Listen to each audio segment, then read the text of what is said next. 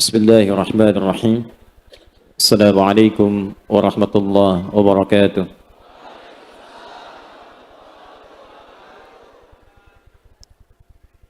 الحمد لله الذي هدانا إلى الإسلام فأصبحنا مسلمين، وغرس في قلوبنا الإيمان فأصبحنا مؤمنين، وأمرنا بالعبادات لنكون من المتقين.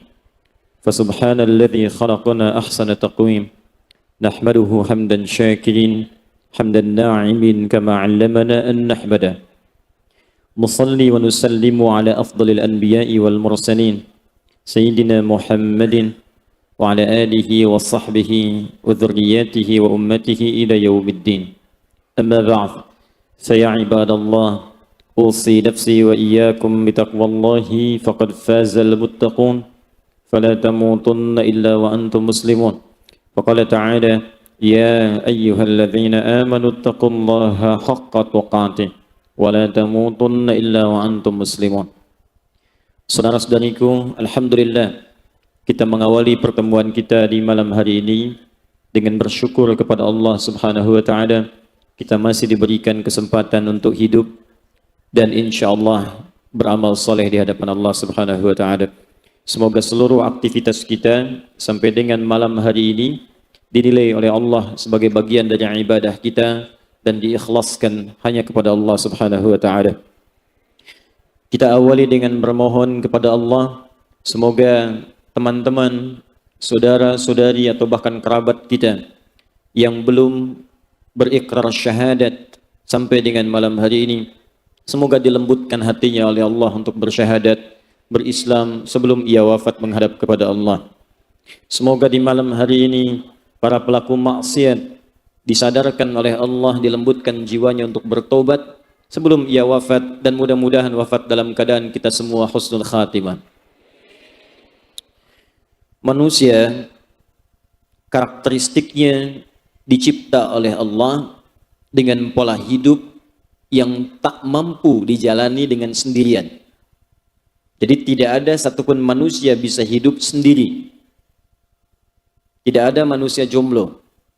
Dalam konteks hubungan sosial. Karena saat pertama dicipta pun dia diberikan penamaan oleh Allah. Dari 5 nama setidaknya yang diberikan, ada 1 nama yang menunjuk pada sifat sosialnya. Di antara 5 nama ini, pertama diciptakan untuk membedakan dengan jin dan malaikat, disebut dengan bashar. 35 kali disebutkan dalam Al-Quran. Wa idh qala rabbuka lil malaikati inni khaliqum bashara. Quran surah ke-15 ayat ke-28. Ada yang disebut dengan ins untuk menunjukkan karakteristik penampakan dan kelembutannya. Berbeda dengan jin yang tersembunyi dan tidak punya sifat lembut di dalamnya. Karena itu kalimat ins itu seringkali dipasangkan dengan jin dalam Al-Quran. Ya ma'syarul jinni wal ins wa ma khalaqtul jinna wal ins. Pasangan ini disebutkan 18 kali dalam Al-Quran. Manusia tampak, jin tersembunyi. Manusia halus, jin kasar. Karena itu yang makhluk halus itu antum. Jin kasar.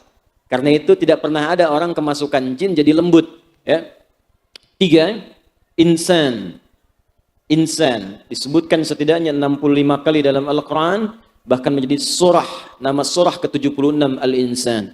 Iqra bismi rabbikal ladzi khalaq. Khalaqal insana min 'alaq. Ar-Rahman 'allamal khalaqal insana. Hal ata 'alal insani hinun minad dahri. Rahmakallah. Kemudian ada nama yang keempat. Insan, sebelum masuk pada nama yang keempat, itu menunjukkan totalitas manusia dalam beraktivitas. Allah mengatur manusia itu beraktivitasnya harus seperti apa. Dari bangun tidur sampai tidur lagi. Allah berikan modal waktu untuk kita gunakan beraktivitas. Setiap waktu yang digunakan untuk beraktivitas, itu dalam bahasa Arab disebut dengan asr namanya. Al-waqtul ladzi yu'asiruna fahuwa asrun. Setiap waktu yang kita lalui untuk modal beraktivitas, itu disebut asr namanya. Allah bersumpah, kata Allah, saya berikan modal waktu supaya manusia bisa beraktivitas.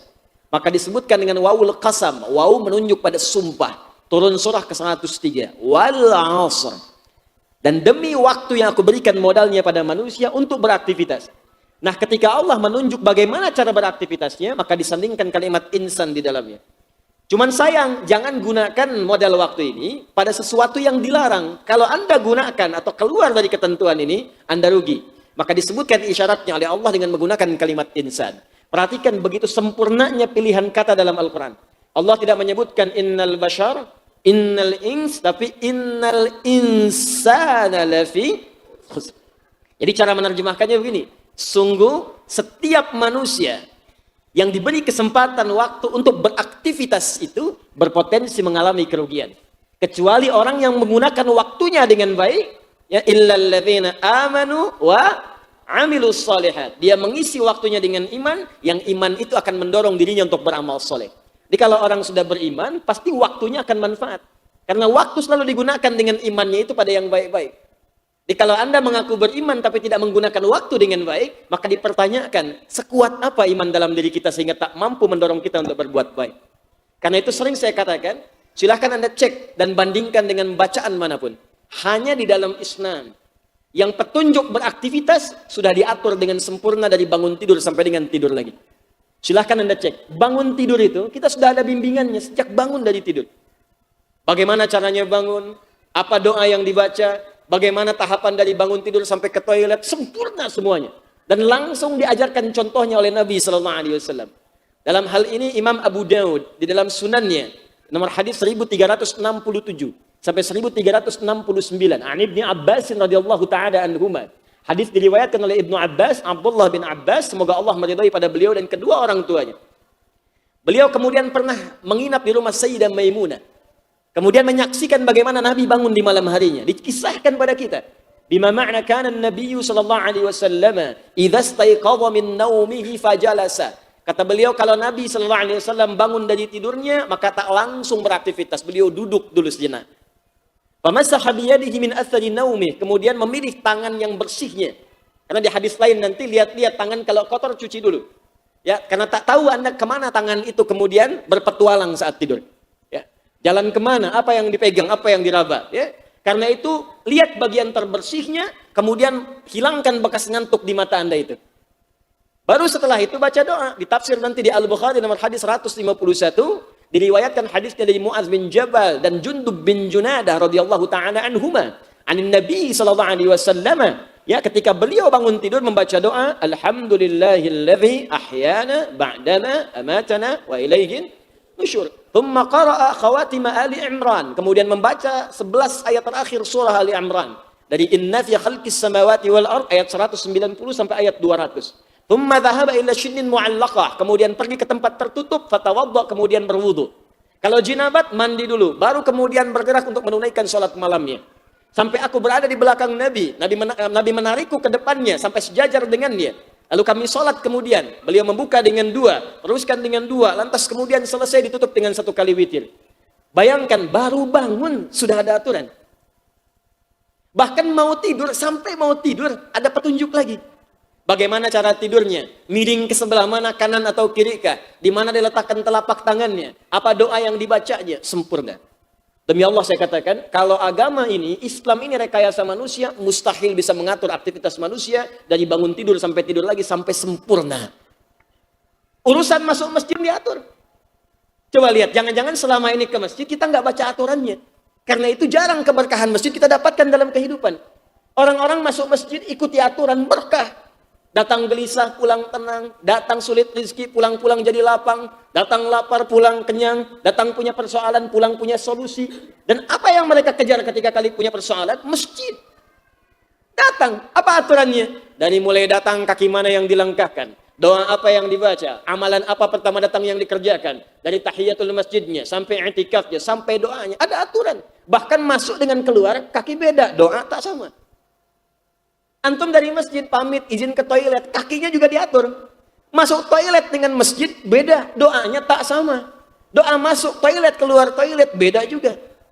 Kalau ini buatan manusia, mustahil sesempurna itu. Kurang yakin apa lagi kita dengan Islam. Jadi ketika disebutkan kalimat insan, keluarkan oleh Anda, maka di situ kurikulum kehidupan kita disebutkan. Begini caranya Anda beraktivitas. Dari mulai setiap pergantian waktu ada tuntunannya. Waktu itu kan sehari dibagi 5. Silahkan cek. Di referensi manapun Anda akan temukan 5 bagian ini. Dengan detil turunan-turunannya. Dimulai dari fajar. Mulai kemudian fajar disebut dengan 2 nama. Nama kedua subuh. Fajar menunjuk pancarannya, subuh mulai menunjuk pada aktivitasnya. Masuk siang jadi zuhur. Ya, menjelang ke asar, masa, masuk kemudian mengikuti asarnya untuk menunaikan salatnya. Masuk ke maghrib, perpindahan waktu ke malam, malamnya isya. Setiap perpindahan waktu, di situ ada kaidah kurikulum plus pendekatan kita dengan Allah Subhanahu wa taala berupa salat. Insan. Jadi kalau antum baca Al-Quran, jangan didiamkan sampai sekitar bacaan. Keluarkan kurikulumnya, susun oleh antum dengan baik. Apa pekerjaan Anda? Ikuti bimbingan dalam Al-Quran. Maka dijamin langsung oleh Allah, Anda akan mendapatkan hasil maksimal beda dengan orang-orang yang tidak mengikuti petunjuknya. 4. Ada nama yang keempat disebut dengan Bani Adam. 7 kali disebutkan dalam Al-Quran. Contoh Quran surah ke-7 ayat 31. Ya Bani Adam khudhu zinatakum 'inda kulli masjid. Jika disebutkan Bani Adam, ini menunjuk asal mula keturunan manusia dari Nabi Adam alaihissalam puncaknya. Di Bani itu keturunan sampai akhir. Anak cucu sampai kehidupan berakhir. Adam, manusia pertama yang Allah ciptakan. Ketika dicipta diberi nama dengan Adam. Adam, Al-Baqarah ayat 31. Wa 'allama Adamal asma'a kullaha. Diberikan bekal pengetahuan, diberikan bekal-bekal kebaikan, ditampakkan pada malaikat, diberikan training di surga sementara sampai ditugaskan ke bumi karena misi penciptaan Adam tugasnya di bumi. Al-Baqarah ayat 30. Wa idz qala rabbuka lil malaikati inni ja'ilun fil ardi, bukan fis sama, fil ardi khalifah, tugasnya di bumi. Maka diturunkanlah ke bumi ayat 38-nya. Qullah biqu minha jami'a. Turun semua ke bumi. Ketika di bumi kemudian berumah tangga dengan istrinya, datang keturunannya, semua keturunan sampai kita sekarang, kalau dicari-cari, kembalinya ke Adam. Makanya kalau antum baca Quran dengan benar, nggak capek-capek neliti asal keturunan. Jadi karena nggak baca Quran, maka ada kesimpulan, manusia berasal dari monyet, manusia berasal dari ini. Nah, ini barangkali, hal yang penting Allah sampaikan kepada kita dengan nama Bani Adam itu, setidaknya ada 3 manfaat di dalamnya. Yang bagiannya, kita akan kaji pada malam hari ini. 1, untuk menentukan dasar keturunan sehingga mengetahui nasab. Yang kedua, kita mengetahui kekerabatan dari jalur mahram. Dan yang ketiga, kita bisa menentukan bagaimana warisan dibagikan sesuai dengan kekerabatan-kekerabatannya. Tapi ada bagian kelima. Dan ini yang kita bahas detailnya pada malam hari ini. Ini yang kita penting dapatkan di pertemuan kita sampai bekal kita menuju Allah Subhanahu wa taala.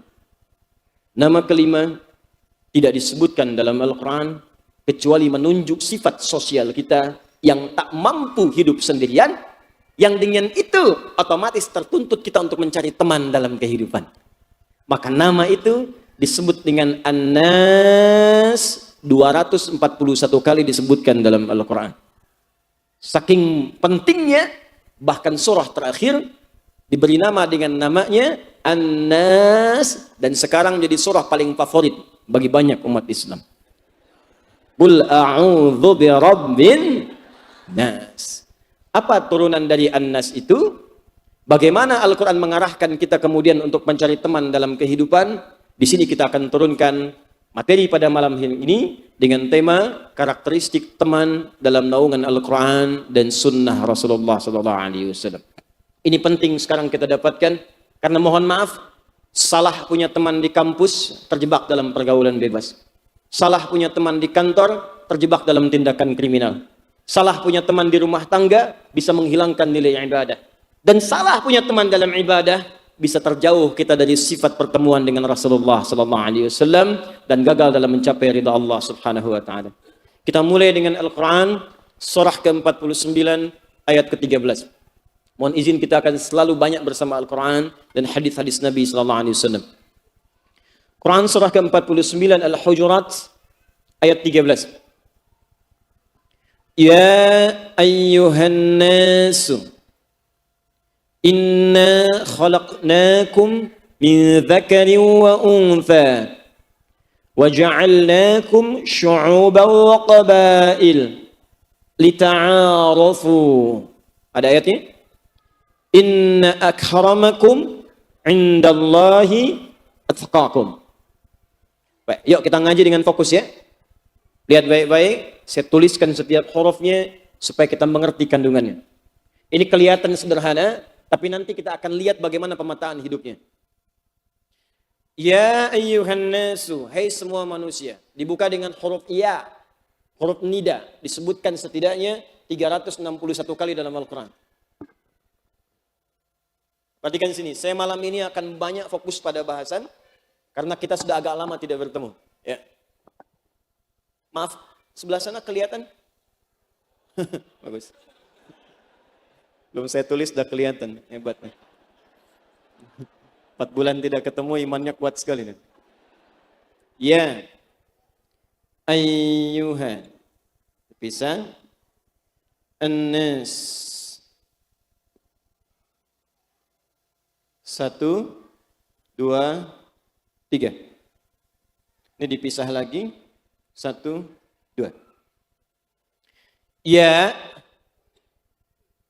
harfun nida, huruf untuk memanggil, tapi sangat fleksibel. Di dalam ilmu nahwu setidaknya ada 14 huruf nida. Ada a, ada ya, ada aya, ada wa, dan seterusnya. Tapi ya, itu huruf yang paling fleksibel karena mencakup semua fungsi panggilan. Ini bisa digunakan untuk memanggil yang dekat, nidaul qarib. Ada misalnya yang depan saya namanya Ahmad, saya panggil ya Ahmad. Dekat. Ada yang menengah namanya Muhammad misalnya, saya panggil ya Muhammad. Ada yang jauh namanya Mahmud misalnya, ya Sayyid Mahmud. Jauh.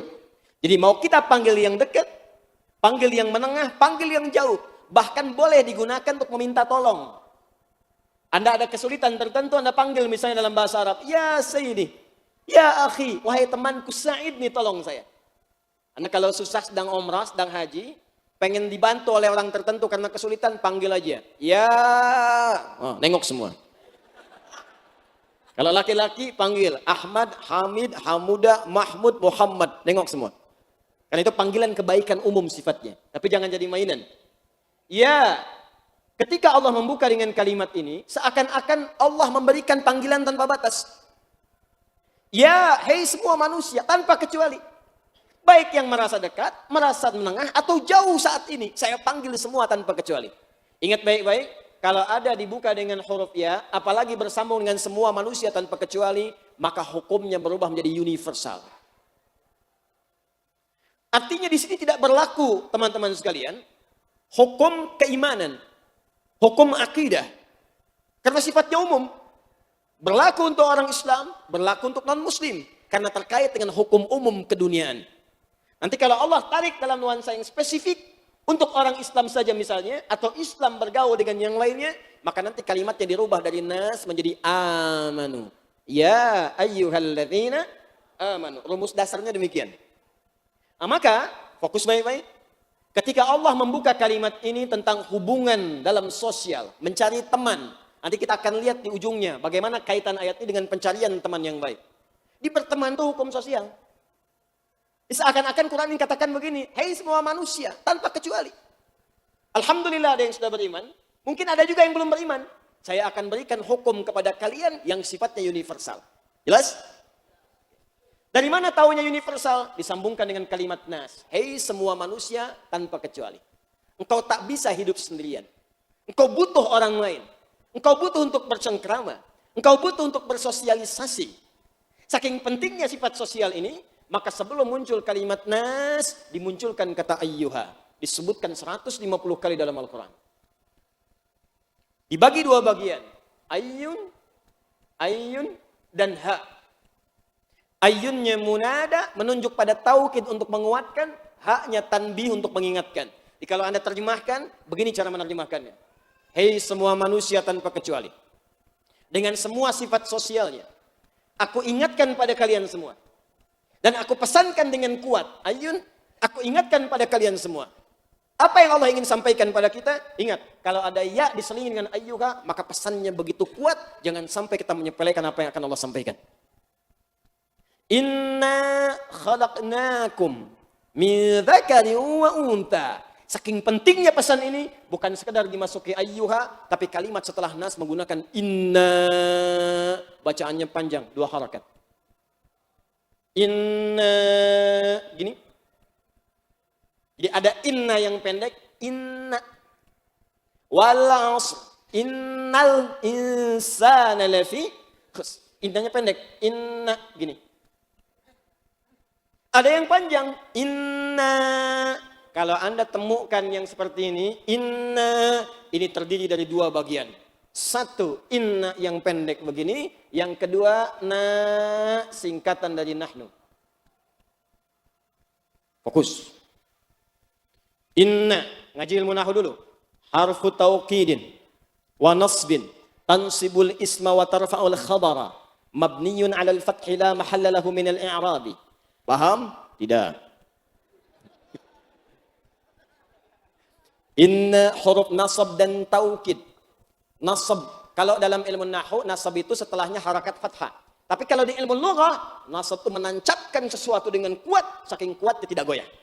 Jadi kalau saya katakan begini, nasabar rajulu asahu 'alal ardi. Seorang lelaki menancapkan tongkat itu ke tanah dengan kuat begini, sampai digoyang-goyang susah.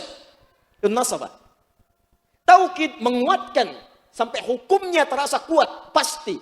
Diseakan-akan Allah ingin katakan begini, hei semua manusia, aku sampaikan, aku ingatkan, dan tancapkan pesanku ini di jiwamu dengan kuat, jangan sampai ragu dan goyah. Aku ingatkan kalian semua, dari nahnu. Tidak ada rumus dalam Al-Quran menggunakan kalimat inna, kecuali menunjuk pada dua hal. Satu, ta'zimun nafsi, yang kedua ta'zimus sya'ni. Ta'zimun nafsi menunjukkan keagungan Allah. Ta'zimul sya'ni menunjukkan dahsyatnya peristiwa yang akan disampaikan sampai Allah harus mengagungkan dirinya untuk menyebutkan informasi yang disampaikan. Karena itu kalau ada kalimat disampaikan dengan inna, pasti informasinya dahsyat, tidak sama dengan informasi biasa. Contoh, malam turunnya Al-Quran, istimewa tidak? Saking istimewanya, itu sampai kalau kita malam itu ibadah, pahalanya tak sama dengan malam biasa. Begitu ibadah, nilainya lebih dari 1000 bulan. Bukan 1000 bulan, lebih dari 1000 bulan. Karena itu ketika malamnya istimewa, sifatnya ditambahkan pada kata malam menggunakan ta. Jadi ada malam istimewa, beda. Kalau cuma malam, bahasanya lail. Lail, wal laili idza wa minal laili fatahajjat. Lail itu malam. Jadi kalau ada kalimat lail, jamaknya layali. Lail, layali, lela, lili, lala, itu malam namanya. Ya, ibu leli, ibu malam-malam. Tapi kalau Anda ingin tambahkan malam itu istimewa, maka tambah tak sifat di ujungnya. Dari lail jadi lailah. Ketika malam itu begitu istimewa, saking istimewanya Allah bersumpah dengan keagungan dirinya, menunjukkan ta'zimus sya'ni, ada yang dahsyat di malam itu. Maka perhatikan bagaimana Allah menginformasikan kepada kita menggunakan kalimat inna. Turun surah Al-Qadar. Apa pembukanya? Inna anzalnahu fi lailatul qadar. Pakai ta. Dan inna. Nah, rumus yang sama kita gunakan di ayat ini. Ya ayyuhan nasu inna. Kata Allah, hei semua manusia, aku ingin sampaikan info yang penting. Tancapkan dalam jiwamu, jangan goyah. Ini saking pentingnya, kuatkan prinsip ini pada dirimu. Aku sampaikan berita yang dahsyat dan aku pertaruhkan keagunganku di dalamnya. Kalau bahasa mubalaghahnya begitu. Apa informasinya? Satu, inna khalaqnakum min dzakarin wa untha. Kata Allah, aku ciptakan kalian semua manusia cuma ada dua tipe. Dua jenis. Satu dzakar, laki-laki. Kedua untha, perempuan. Allahu Akbar. Lihat sini. Inna khalaqnakum. Ini Pak yang pentingnya Pak. Satu. Aku ciptakan kalian kata Allah. Di penciptaan kita itu penting Pak. Bukan penciptaan biasa. Kita ini makhluk penting. Kita ini makhluk istimewa. Seistimewanya malam Al-Qadar. Kita ini makhluk mulia. Bahkan saking mulianya itu banyak sifat disebutkan menjaga kemuliaan kita. Coba buka Quran surah 17 ayat ke-70. Paling kanan di mushaf di pertengahan.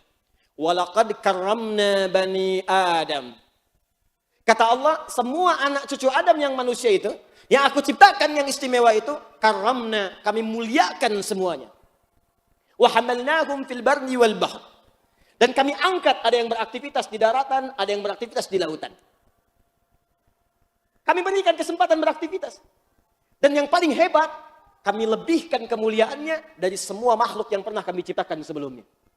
Wa faddalnahum ala katsir mimma khalaqna tafdila. Kami telah ciptakan banyak makhluk sebelumnya. Ada hewan, ada tumbuhan, ada bebatuan, ada langit, ada bumi. Tapi kata Allah, kami lebihkan saking istimewanya manusia ini, kami lebihkan daripada yang lainnya. Makanya kalau ada orang menyepelekan manusia, sampai tidak menganggap kemudian nyawanya, itu pertaruhannya besar. Ini penting saya sampaikan. Karena sekarang ini kayaknya manusia itu dianggap ringan. Coba Anda buka setiap hari berita, sedih Pak. Kalau malam kita buka itu nangis, kita mohon ampun sama Allah itu. Kok mudah tiap hari itu ada pembunuhan? Kok gampang menghilangkan nyawa? Kok gampang melukai? Saya mau infokan ya sekali saja. Itu di Quran surah keempat An-Nisa saja. Yang ayat 92-93 itu, paling kanan pertengahan di mushaf. Kalau Anda buka, itu orang yang merencanakan, menganggap ringan nyawa seseorang sampai membunuh satu orang saja. Apalagi dia beriman kepada Allah, itu langsung disebutkan oleh Allah tempatnya neraka jahanam. Wa may yaqtul mu'minan muta'ammida. Siapa yang merencanakan, siapapun man ismun mausulun yadullu ala fardiyatil ammiyah. Kata sambung kadang menunjuk pada objek atau subjek tanpa batas setiap personalnya. Bisa lelaki, perempuan, besar, kecil, tua, muda, kaya, cukup. Punya kedudukan atau tidak. Dia merencanakan sebuah pembunuhan menganggap ringan nyawa seseorang. Kata Allah seakan-akan dia sedang pesan kafling di neraka jahanam. Saya beberapa waktu lalu di jalan saya buka-buka hadis tentang neraka. Hadis tentang neraka. Banyak orang baca hadis tentang surga, saya cari yang neraka. Banyak orang banyak bahas hadis tentang nikmat alam kubur, saya cari siksa kubur. Saya pengen tahu kenapa Hudzaifah al-Yamani pernah melakukannya. Bagus jawaban sahabat Hudzaifah radhiyallahu taala anhu. Ini orang banyak nanya tentang surga, Hudzaifah ya Rasulullah neraka bagaimana? Orang nanya tentang nikmat kubur, Hudzaifah ya Rasulullah siksa kubur bagaimana? Sampai sahabat banyak yang kesel, kamu ini gimana sih? Kita tanya surga, ente neraka. Kita tanya nikmat kubur, ente cari siksa. Kata Hudzaifah, kalau yang nikmat-nikmat bisa mudah kita ikuti. Tapi kalau kita nggak tahu di mana durinya, bagaimana kita bisa menghindarinya? Anda buka map untuk ke Masjid Ad-Du'a. Tapi kalau nggak disebutkan, di depan 100 meter ada lubang. 300 meter ke depan ada kemacetan. Ambil jalan ke kanan, dekat tukang somai. Kalau nggak disebutkan begitu, bagaimana bisa mencari jalan mudah ke sini? Maka ketika Anda mencari tentang neraka jahanam dalam untaian kalimat Nabi SAW, Allahu Akbar. Nabi sedang duduk-duduk di dalam hadis riwayat At-Tirmidzi. Dengan para sahabat ridwanullahu alaihim, tiba-tiba terdengar bunyi meteor turun. Boom! Kata Nabi, tahukah kalian bunyi apa itu? Kata sahabat, Allah wa Rasuluhu alam. Kata Nabi, itu barusan bunyi batu yang dilemparkan ke neraka jahanam. Maksudnya semisal itu jatuhnya. Boom! Dilemparkan. Baru dilemparkan 70 tahun yang lalu, sekarang baru nyampe. Di saking dasarnya kerak neraka jahanam itu dilempar 70 tahun baru nyampe setelahnya. Saking dalamnya. Dan baru masuk, sudah terasa di alam kuburnya. Itu yang menimpa pada Firaun sampai diabadikan supaya kita menghindarinya. Bukan diikutin, Joni. Supaya kita hindari. Buka Quran surah 40, ayat 45 sampai 46-nya. Di 46-nya dahsyat. An-naru yu'raduna 'alaiha ghudwa wa 'ashiyya. Setiap pagi sampai petang ditampakkan neraka jahanam. Tampak, capek. Saya pernah didebat oleh orang liberal. Ustaz, enggak ada siksa kubur. Kita tuh cuma tidur di alam kubur. Saya bilang, Mas sini. Anda tidur, mimpi ketemu kuntilanak. Bangun enggak? Bangun Ustaz. Sekarang Anda mimpi ketemu neraka jahanam dan enggak bisa bangun lagi. Bukankah itu siksaan? Hah? Wa ghadiballahu alaihi. Allah murka kepadanya. Wa la'anahu, dilaknat oleh Allah. Wa a'adda lahu 'adzaban 'azima, dijanjikan siksa yang berlipat. Saya mau tanya pada orang-orang sekarang ini, begitu entengnya menganggap nyawa manusia, kata Allah neraka jahanam. Siapa orang beriman yang mau pesan kapling neraka jahanam? Siapa yang mau bermusuhan dengan Allah? Siapa yang mau dilaknat Allah? Siapa yang mau digandakan siksanya di neraka kelak? Enggak ada yang mau. Tapi kok sekarang kelihatan ringan? Makanya hurufnya sederhana, inna, tapi dalam. Allah saja mengagungkan penciptaannya tentang kita. Maka bagaimana kita menganggap ringan ciptaan Allah subhanahu wa ta'ala? Karena itu masih ingat, saya sering pesankan, kalau Anda ikut ta'lim, tapi tiba-tiba mengarahkan Anda pada kekerasan yang tidak wajar, tidak sejalan dengan ajaran Al-Quran dan Sunnah Nabi, cepat tinggalkan. Anda mau hijrah tiba-tiba diajarkan tembak ini, bom ini, bikin bom panci, bom open, bom kulkas, segera jauhi. Saya kan di sini waktu kejadian bom di Jalan Tamrin itu. Wah, ingat persis saya di sebelah sini yang nanya tuh. Ustadz, apakah bom di Jalan Tamrin termasuk jihad fisabilillah? Saya bilang, Mas, sependek pengetahuan saya, jihad fisabilillah itu jihad di jalan Allah, bukan di Jalan Tamrin.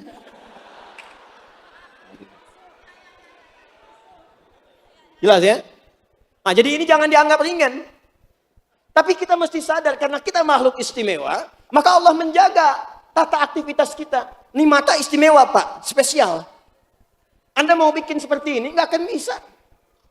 Saya sudah berkali-kali ketemu dokter mata. Belajar, tanya, Ustadz, ditunjukkan gambarnya. Ini saraf mata tuh begini. Allahu Akbar. Masya Allah. Subhanallah. Nggak bisa, Pak. Sempurna.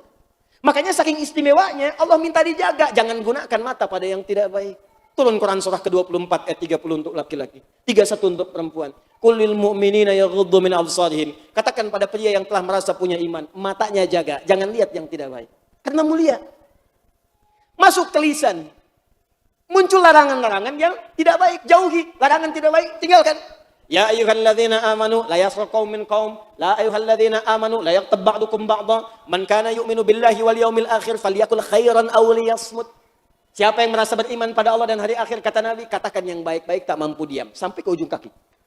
Quran surah 31 ayat 18. Wala tamshi fil ardi maraha. Dikuatkan kemudian di surah Al-Furqan itu. Wa ibadur rahmanil ladzina yamshuna 'alal ardi hauna wa idza khatabahumul jahiluna qalu salama. Itulah manusia. Apalagi punya iman. Sekarang saya tanya pada diri kita masing-masing. Jangan tunjuk orang lain. Berapa kali lisan kita digunakan pada yang tidak baik? Padahal kita mengatakan kita manusia yang dibanggakan oleh Allah. Berapa kali telinga mendengar yang tidak baik? Berapa kali kaki melangkah dengan sombong? Hanya Allah kirimkan mobil yang bagus saja, pamernya sudah luar biasa. Biasanya jalan biasa-biasa, sekarang mau sholat subuh muterin komplek dulu. Pim, akhi, ayo ke masjid, akhi. Berapa kali berbuat salah? Saya tidak, Ustaz. Bagus. Nah, tidak seperti dia tuh. Nah, ini satu nih. Jadi ini penting, awas hati-hati. Karena itu jangan pernah rendahkan saudara kita. Walaupun berbeda dengan kita. Nah, ini sifat umum. Awas ya, hati-hati, jaga ini dengan baik nih. Karena itu dilarang dalam Islam mencela. Pada perbuatan yang tidak diperkenankan untuk mencelanya. Bahkan saya pernah katakan pada Anda, Fir'aunnya. Sejahat-jahatnya Fir'aun. Ngaku Tuhan, ana rabbukumul a'la. Hobi bunuh orang. Yuzabbihuna abna'akum wa yastahyuna nisa'akum. Tapi tetap Allah tidak pernah menyebutkan namanya. Yang disebutkan gelarnya.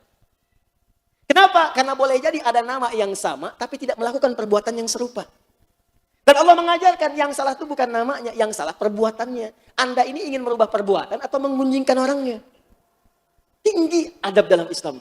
Mulia akhlak dalam Al-Quran. Ini poinnya. Nah sekarang, untuk menghormati ciptaan Allah ini, untuk menjaga diri kita, maka Allah menginfokan kepada kita, ada dua jenis manusia. Dan tidak ada yang ketiga. Awas. Begitu Anda mencari yang ketiga, atau di luar yang dua ini, maka Anda sedang keluar dari nilai-nilai kemanusiaan Anda. Itu yang coba kita bantu untuk kembali kepada jati dirinya yang sesungguhnya. Satu, min dzakarin inna khalaqnakum min. Awas. Minnya tanwi'. Menunjuk kepada naw'iyah, jenis. Ada min tab'id. Ada min menunjuk huruf jar. Min ila'an ala fi rubba kaflam. Ada tanwi' menunjuk kepada turunan jenis. Kata Allah cuma ada dua jenis manusia. Ini, kalau Anda ingin tahu jenis handphone, datang pada siapa? Tukang handphone. Kalau ingin tahu jenis mobil terbaru, datang ke mana? Dealer mobil. Kalau ingin tahu tentang manusia, tanya penciptanya. Ini kata yang menciptakan, ini aneh kadang-kadang manusia. Saya nggak paham juga sekarang. Banyak manusia yang aneh hari ini nih. Tukang handphone, didengar. Tukang mobil, didengar. Tukang A, tukang B, didengar. Tapi pencipta sendiri diabaikan. Kan aneh. Bahkan dia yang menciptakan tukang handphone. Dia yang menciptakan tukang dealer. Dia yang menciptakan semuanya. Kenapa kemudian kita abaikan? Kata Allah cuma ada dua jenis manusia. Satu, dzakarin. Dzakar. Yang kedua, unta. Awas, bahasanya yang benar. Bukan unta. Unta. Unta. Secara singkat, kalau bukan laki-laki, maka dia perempuan. Awas. Di manusia ada berapa? Dua. Awas, manusia sejati cuma dua. Saya sedang bicara sisi ilmiah ya, argumentatif. Ingat, jadi kalau nanti ingin diskusi, kita diskusi. Baik, dan ini bukan kaleng-kalengan, ingat, informasinya ada. Satu laki-laki, dua. Jadi cuma dua model ini. Mau anak kecil, remaja, dewasa, tua, tetap dua. Nggak ada kecil laki-laki, remaja jadi perempuan.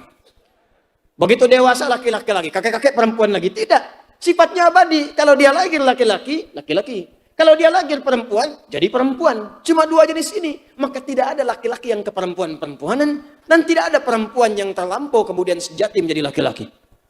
Paham sampai sini? Karena itulah kalau ada kemudian yang bergeser dari sini, kita dakwahi untuk kembali. Dengan cara yang lembut. Bangun malam tahajud, kita doakan dia. Ya Allah, jadikan dia kembali kepada nilai kelaki-lakiannya. Kembalikan dia kepada fitrah keperempuanannya. Tunjukkan, dorong, sampaikan pesan-pesan di masa lalu. Bantu dia untuk sembuh. Bukan kemudian didorong untuk mempertahankan apa yang dia rasakan keliru. Itu sepakat semua dokter-dokter di zaman dulu. Ini ada kekeliruan sampai sekarang. Jika ada paham-paham kemudian menguatkan paham yang salah itu, maka jauhi itu. Ada orang berkata, kamu memang sudah homo dari fitrahnya. Fitrahnya homo. Dia aja lahir punya bapak, punya ibu. Kalau nggak ada bapak ibu, mustahil yang bicara ini bisa ngomong. Hati-hati dengan paham-paham demikian. Bahkan dalam fikih pun jadi ketat. Orang-orang yang keluar dari dua jati diri ini, maka diturunkan grade-nya ketika dia ibadah. Misal, laki-laki yang ke perempuan-perempuanan, nggak bisa jadi imam dalam jamaah. Bisa bubar sholat. Allah. Bubar orang. Awas, karena sekarang ini banyak yang keluar dari ini sampai merubah dan ganti penampilan. Baru kemarin saya dapat berita turunan. Bahkan ada orang yang ganti kemudian penampilan dirinya, ganti kelaminnya sampai pakai cadar kemudian umrah. Itu bukan bagian kebanggaan. Dan mohon maaf ya, kalau ada yang berubah dari fitrah, itu jangan dibikin-bikin kemudian dengan istilah-istilah yang bagus. Maksiat itu jangan dibagusin. Kalau dibagusin jadi profesi nantinya. Jadi kebiasaan. Di sekarang kan banyak dikemas dengan kalimat-kalimat bagus. Kenapa pencuri ayam disebut maling? Yang besar-besar disebut koruptor. Kayak keren jadinya. Dulu orang keliaran malam, kalimatnya itu tajam supaya dihindari. Sekarang dibagus-bagusin. Kupu-kupu malam. Apa salah kupu-kupu? Kupu-kupu aja nggak begitu. Ini dua ini. Paham sampai sini? Nah, maka dari itu kembali ke sini, ajak teman-teman kita kepada jalan yang baik dengan cara yang benar dan lembut. Nah, sekarang lihat. Min dzakari wa untha. Belum selesai? Wa ja'alnakum syu'uban wa qabail. Dan setiap lelaki perempuan ini masing-masing punya karakter yang tak bisa kita paksakan semuanya. Karakter pertama, syu'uba. Mengacu pada komunitasnya melahirkan karakter yang berbeda. Contoh, komunitas kumpul di wilayah Sumatera, maka jadilah kemudian ahli Sumatera.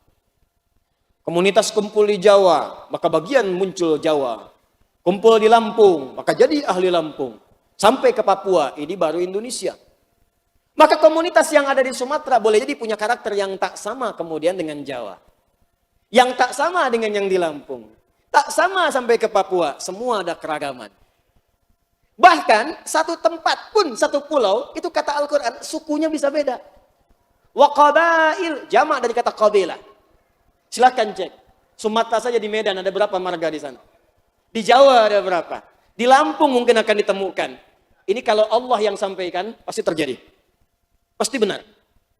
Di Arab saja banyak. Di Indonesia beragam, luar biasa. Indonesia itu Pak, paling beragam luar biasa. Pulau aja 13.677 pulau. Itu belum masuk Pulau Gadung, Pulau Gebang, Pulau Mas. Itu. Baru yang itu saja. Nah, apa tujuan kemudian kita berkomunikasi, berkomunitas, bahkan beda-beda suku itu untuk menunjuk pada aspek yang pertama. Lihat sini. Lita'arafu. Satu, ini poin kita. Aku ciptakan kata Allah manusia. Jenisnya ada dua, laki-laki perempuan. Tempatnya bisa beda-beda. Bahkan bisa beda RT, beda RW, beda desa, beda kelurahan, beda kecamatan, sampai beda negara. Apa tujuannya? Supaya kita bisa berteman. Ta'aruf. Tak kenal maka tak? Ta'aruf, Cepi.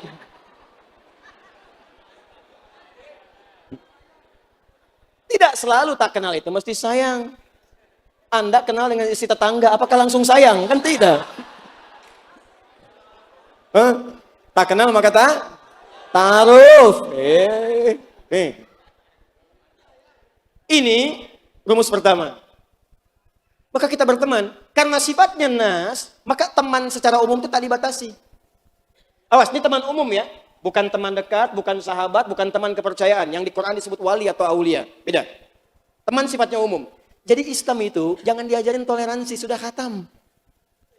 Kenapa? Karena Al-Quran sendiri mengajak kita pada pertemanan.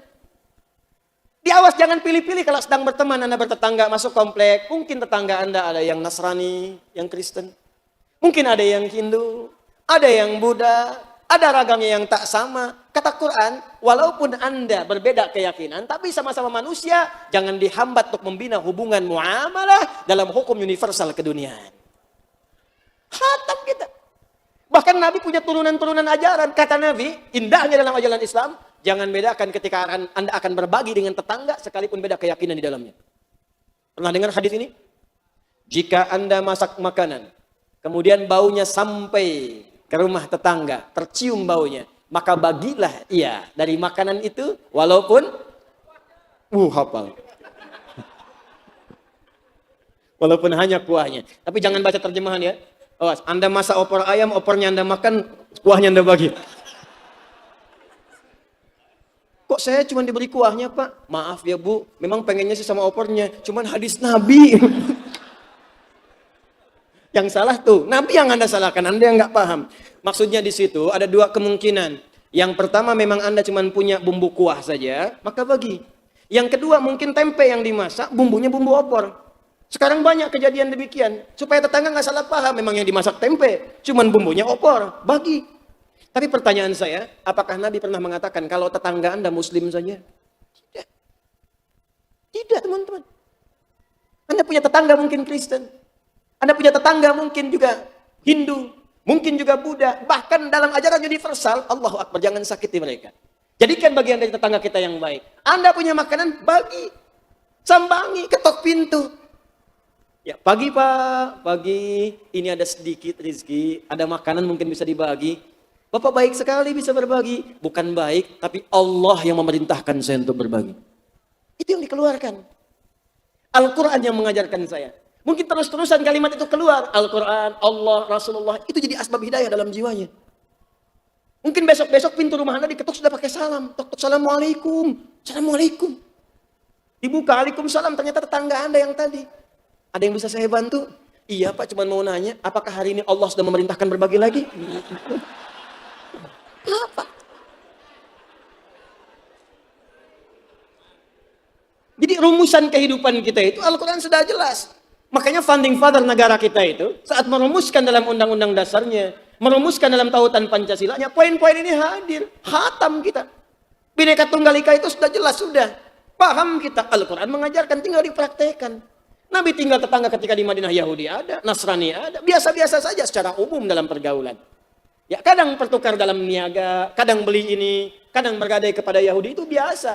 Jadi, kalau Anda bertanya ada yang kerja misalnya bosnya non-muslim, itu biasa saja, nggak apa-apa. Sah hukumnya kena zaman Nabi pun niaga, nggak ada masalah. Cuma nanti fikih muamalahnya diatur seperti apa yang tidak melanggar ketentuan dalam Islam. Itu poinnya. Ya, jelas sampai sini? Baik, mesti nyambung ke situ, mesti nyambung poinnya.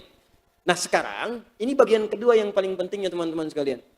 Kalau kita ingin memilih teman yang terbaik di antara sekian teman yang ada, apa kriterianya? Teman terbaik itu di atas yang umum. Kalau dibawa ke rumah, pasangan jadi teman hidup. Cari yang perempuan, jadi istri. Perempuan cari laki-laki, jadi suami. Kalau teman pergaulan, jadi sahabat. Kalau teman tetanggaan, jadi kerabat. Bagaimana kriterianya? Itu yang kita bahas setelah menunaikan sholat Isya berjamaah insya Allah. Sampai kita waktu Isya, jeda sebentar kita sambungkan insya Allah. Tolong orang rapi, susun saf dengan baik, ya. Ya, subhanakallah wa bihamdika asyhadu an la ilaha illa anta astaghfiruka wa atubu ilaik. Assalamualaikum warahmatullahi wabarakatuh. Kita lanjutkan dalam bahasan kita. Al-Quran memberikan pesan yang kuat pada kita, khususnya umat Islam, bahkan umumnya manusia, agar pertama menghargai, menghormati, dan menyayangi nilai-nilai kemanusiaan kita yang telah dicipta dengan sempurna dan mulia oleh Allah Subhanahu wa Ta'ala. Bahkan kalau kita mengaji Al-Quran lebih dalam, Allah bahkan merinci kesempurnaan fisik manusia dan bersumpah dengan risalah para nabi dan rasul yang mulia untuk menunjukkan kesempurnaan itu. Wattini wazzaitun wa turi sinin wa hadzal baladil amin. 3 hal ini untuk menunjukkan sumpah kesempurnaan penciptaan manusia. Laqad khalaqnal insana fi ahsani taqwim. Menunjuk kemuliaan sifatnya. Di Quran surah ke-17 yang kita bacakan tadi ayat 70. Walaqad karramna bani Adam. Karena itu Allah meminta kita untuk menjaga kesempurnaan ini, termasuk membangun nilai-nilai kemanusiaan yang luas sesama manusia. Boleh jadi dia berbeda dengan kita tempat tinggalnya. Beda RT, beda RW, beda kecamatan, bahkan mungkin lebih luas beda negara. Maka bangun hubungan baik sekalipun tidak sama dengan kita. Kalau ini diterapkan dengan baik, tidak akan pernah kita dengar ada tawuran antara kampung, pertikaian antar desa, atau dalam konteks yang lebih luas peperangan antar negara misalnya. Karena semua menerapkan pola dasar dengan penuh tasamuh dan toleransi yang kuat. Tapi yang paling menarik sebelum sampai pada inti bahasan kita, kalau dengan nilai kemanusiaan tanpa batas keyakinan saja kita diminta berbuat baik, maka bagaimana dengan kita yang seakidah, dengan kita yang sekeyakinan, dan dengan kita yang seagama yang terikat dalam dinul Islam. Maka dari itu saya ingin berikan pesan sebelum sampai pada pembahasan inti kita, jangan sampai hubungan kemanusiaan tertata baik bahkan dengan non-muslim, tapi sesama muslim sendiri kemudian pandai bertikai. Kalau konteks ayat ini diterapkan lebih jauh, bahkan diambil firman Allah, kullu hizbin bima ladaihi farihun, setiap golongan, setiap ormas, setiap kelompok mungkin bisa merasa apa yang ia sedang kerjakan itu benar. Dari keagamaan saja ada ormas, ada kelompok, ada pengajian, ada majlis ilmu. Maka jangan sampai dengan yang luar baik, internalnya pada ribut. Maka dari itu saya sering mendorong, boleh jadi perbedaan pendapat itu niscaya muncul, tapi jangan sampai menghilangkan pertemanan di antara kita. Itu amanah saya. Jadi kalau saya pun misalnya kembali kemudian ke Jakarta, ada kajian-kajian selama baik hadiri. Kalau beda pendapat, dihargai. Dan jangan kemudian perbedaan itu menghindari Anda bahkan untuk minum teh bersama. Sampai-sampai salam tidak dijawab. Assalamualaikum, besok aja. Salam sekarang dijawab besok. Ya. Maka dari itu saya sarankan ustadz manapun yang mengajar baik, hadiri majlisnya. Ambil ajarannya. Sesuai dengan Al-Quran dan sunnah-sunnah Nabi kita praktekkan. Kalau beda, tidak harus mencela. Cukup kita diamkan, amalkan apa yang kita yakini dengan baik. Dan selesai persoalan hidup kita. Cukup setan yang jadi musuh buat kita, itu pun sudah sulit. Jangan tambah dengan yang lainnya. Nah, sekarang, kalau di antara manusia umum tadi kita ingin mencari teman setia yang terbaik. Kalau dibawa ke rumah jadi pasangan. Dalam kehidupan bertetangga jadi tetangga yang baik. Dalam kekerabatan di kerabat yang baik. Bahkan pertemanan menjadi sahabat. Siapa golongan orang-orang itu dan apa ciri-cirinya. Ini yang coba kita teruskan. Yuk kita teruskan ayatnya dengan sempurna. Ya ayyuhan nasu inna khalaqnakum min dzakarin wa untha wa ja'alnakum syu'uban wa qabaila lita'arafu inna akramakum 'indallahi atqakum. Kata Allah, hei semua manusia tanpa kecuali, yang dekat, yang menengah, yang jauh.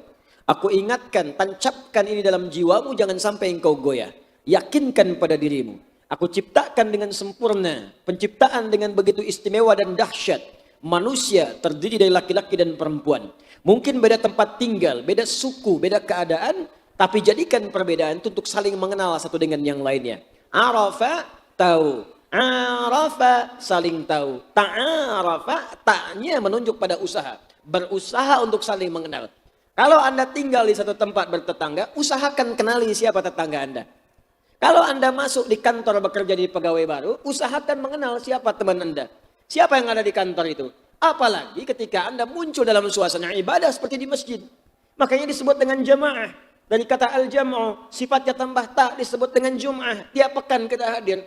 Di Jumat itu punya 3 arti. Jamaah punya 3 arti. Bukan cuma kumpul. Kalau cuma kumpul, jangankan di masjid. Di alun-alun bisa kumpul. Di pasar bisa kumpul. Bahkan ada orang kumpul sampai di tempat maksiat, kumpul bubar. Tapi jamaah punya artisnya 3. 1, datang, berkumpul banyak. 2, kenali siapa yang datang. 3, lihat sinergi, apa yang mampu disinergikan dengan orang-orang yang datang itu. Anda duduk, kenali siapa samping Anda. Kanan, kiri, depan, belakang. Setelah itu kenalan, sinergi. Mungkin ada yang kurang punya pekerjaan dan datang punya lapangan pekerjaan. Yang sakit tak bisa ke dokter, ternyata yang hadir dokter dalam jemaah.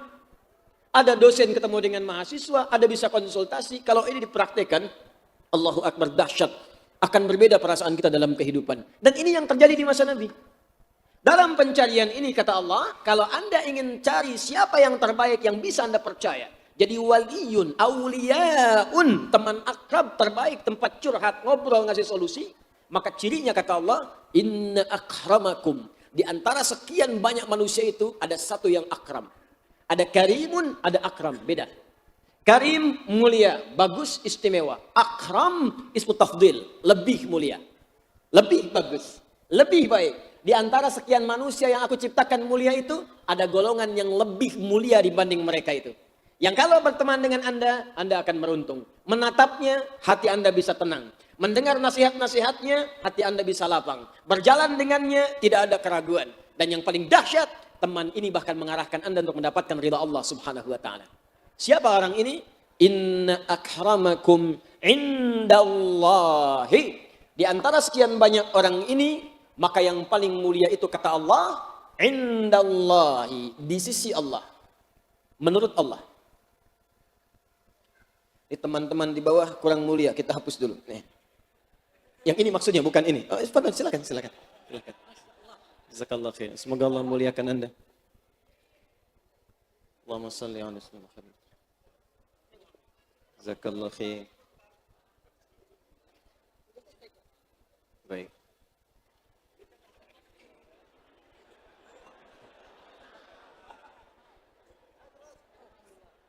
Masya Allah. Luar biasa. Jazakallah khair. Makasih Mas. Ya ayyuhan nas. Udah nggak apa-apa, biar cepat. Yang tadi sudah hafal ya? Begini aja lah. Ya, indallahi.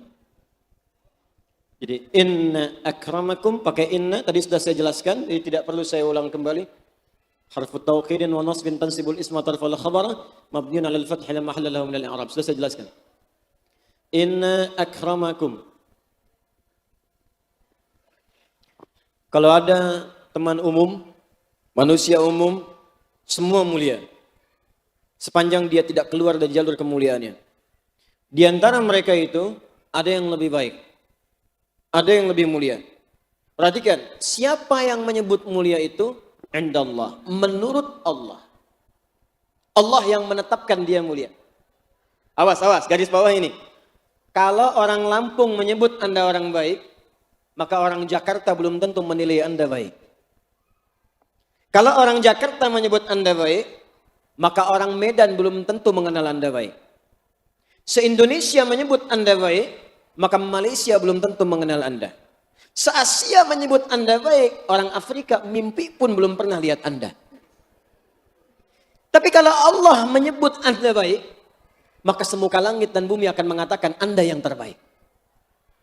Nabi Muhammad SAW ketika dipuji oleh Allah, wa innaka la'ala khuluqin azim. Engkau itu manusia yang luar biasa. Baik akhlaknya, adabnya, kemuliaannya, semua mengakui, Pak, Bu. Abu Jahal sejahal-jahalnya itu tetap mengakui dalam jiwanya bahwa Nabi itu orang baik. Cuman karena takut tersaingi, jadi akhirnya nggak suka. Tapi dalam dirinya mengakui Nabi baik. Karena itu sebelum Nabi mengatakan saya Nabi diutus oleh Allah menyampaikan risalahnya, semua menganggap baik. Al-Amin. Nggak ada yang paling jujur kecuali Muhammad SAW. Tidak ada yang paling baik kecuali Muhammad SAW. Tidak ada yang paling bersih dari pergaulan kecuali Muhammad SAW. Bahkan mereka menitipkan hartanya kepada Muhammad SAW. Semua baik. Muawiyah bin Abi Sufyan sebelum masuk Islam, ketika datang menghadap kepada salah satu raja, Najasyi ketika di Ethiopia, datang kemudian ingin menjemput sahabat Nabi yang hijrah pertama ke sana. Ditanya, Bagaimana orang itu? Termasuk ketika ke Heraklius Romawi. Apa ciri-cirinya? Jawabannya apa? Sempurna mengatakan. Dia orang baik, tidak pernah berdusta, orangnya jujur, orangnya amanah, semua baik. Jadi ada orang yang ketika disebut oleh Allah mulia, jangankan kawan, lawannya pun mengakui sebagai orang baik.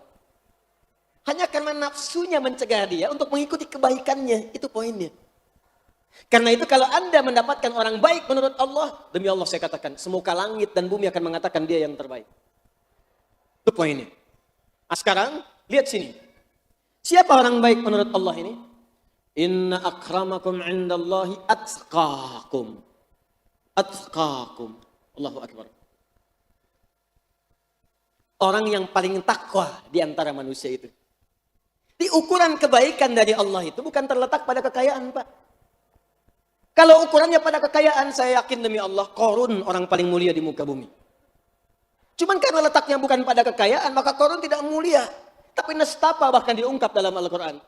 Kaya, sombong iya. Pamer iya. Poya-poya khatam. Ria, nggak ada saingan. Semuanya sempurna dalam semua keburukannya dengan hartanya.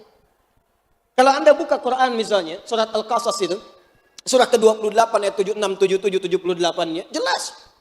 Inna Qaruna kana min qaumi Musa fabagha alaihim. Qarun termasuk kaumnya Musa. Hidup di zaman Musa. Cuman sayang, dia berlebihan dan sombong dengan hartanya. Kalau bagha itu sombong dengan harta benda. Kalau tagha itu sombong dengan kedudukan. Makanya Fir'aun disebut tagha. Idhab ila Fir'auna innahu tagha. Tapi kalau bagha pakai harta, Qarun bagha. Inna Qaruna kana min qaumi Musa fabagha alaihim. Wa inna mafatihahu latanu'u bil usbah. Kalau Anda pengen tahu kata Allah, saya infokan hartanya saja. Kalau kemana-mana dia bawa bodyguard di belakangnya. Bukan untuk jagain dia. Cuma mau nunjukkan kunci berangkasnya. Jadi bodyguard di belakang itu mikul kunci berangkas begini. Dipikulnya susah saking banyaknya. Banyak harta sampai kunci berangkas saja diangkatnya susah. Saya mau tanya aja pada Anda, jujur. Kalau Anda punya berangkas satu aja, menurut Anda, apakah kuncinya disembunyikan atau diupload di media sosial?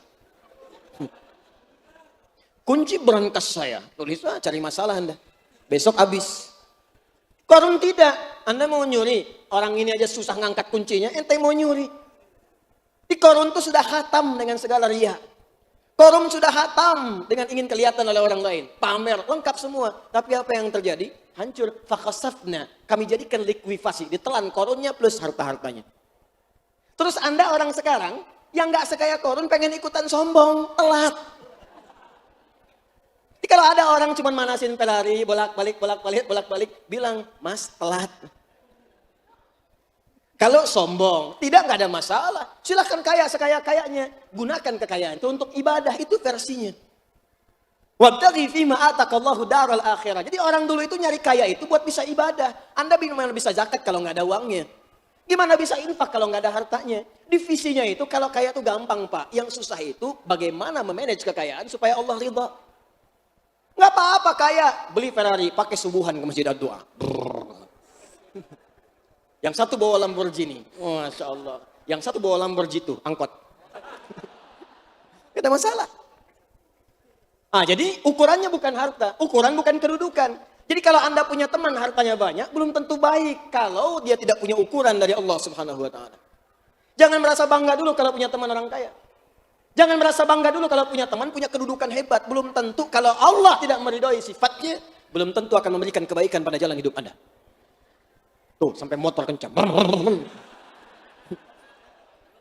Betapa banyak orang mendekat pada orang-orang yang punya kedudukan ketika hilang jabatan ditinggalkan dia. Seakan-akan tak punya teman. Betapa banyak orang mendekat pada Anda saat punya kekayaan. Ketika kekayaan hilang, maka hilanglah pertemanannya. Maka jika ingin abadi nilai kebaikan itu, maka ukuran dari Allah, atqakum, cari orang paling takwa dalam pandangan Allah. Akhwat cari suami, cari laki-laki yang paling takwa. Laki-laki cari istri yang paling takwa. Jadikan anak-anak paling takwa. Teman di kantor cari yang paling takwa. Tetangga pilih tempat yang paling takwa. Ke masjid cari orang-orang yang takwa. Anda temukan itu, maka kita akan lihat bagaimana jaminan Allah Subhanahu Wa Taala. Sekarang ada dua hal lagi tugas kita malam hari ini. Pertama, apa ciri-ciri orang takwa ini? Yang kedua, jaminan apa yang Allah berikan ketika Anda menemukan orang-orang seperti ini. Tinggal nanti yang ketiga, kita praktekkan saja seperti apa kita bisa mewujudkan dua hal ini. Siap? Baik, kita baru mulai nih. Tadi mau mukadimah tuh. Ini intinya. Sampai jam berapa kita? Siap. Saya akan tulis banyak-banyaknya, jam 9 pulang, kawan kita menghapus sampai jam 11. Satu, ciri orang takwa, kalau sudah bicara orang, itu berubah. Kalau seorang disebut taqi namanya. Apa namanya? Taqi. Asep at-taqi, misalnya kan? Ya. Kalau banyakan, disebut muttaqun atau muttaqin. Muttaqin, bukan mun. Muttaqin. Dia. Maaf, yang pengen takwa itu satu orang saja atau banyak orang? Banyak. Paling gampang gini, siapa yang ingin takwa angkat tangan? Banyak, karena banyak yang pengen takwa, maka Allah Maha Adil. Allah tidak menginginkan satu dua orang jadi takwa, tapi semua hambanya diberi jalan untuk bertakwa. Karena itulah ketika Allah menyebutkan kalimat orang takwa pertama dalam Al-Quran, maka kalimatnya disebut dalam bentuk jama' plus ciri-cirinya. Al-Baqarah ayat 2-5. Dzalikal kitabu la raiba fi. Semua isi Al-Quran jangan pernah diragukan kandungannya. Kalau Anda ragu, maka Al-Quran tidak akan bermanfaat untuk Anda. Kalau ingin dapat faedah dari Al-Quran, yakin jangan ragu. Anda mau bisnis misalnya, keluarkan ayat-ayat bisnis dalam Al-Quran. Praktekkan, jangan ragu. Kata Allah kerjakan, kerjakan. Tinggalkan, tinggalkan. Begitu Anda kerjakan dengan benar, sukses Anda. Kata Al-Quran, begini cara belajar. Begini cara ibadah. Begini cara menghafal, begini cara mengulang. Kerjakan, jangan ragu. Anda sedikit saja ragu, selesai. Termasuk ketika Anda menghafal Quran. Kata Quran mudah, mudah. Jangan ragukan. Begitu ragu, sulit. Sekarang kembali ke sini. Dzalikal kitabu la raiba fi. Isi Al-Quran jangan pernah diragukan kandungannya. Perhatikan. Hudal lil muttaqin.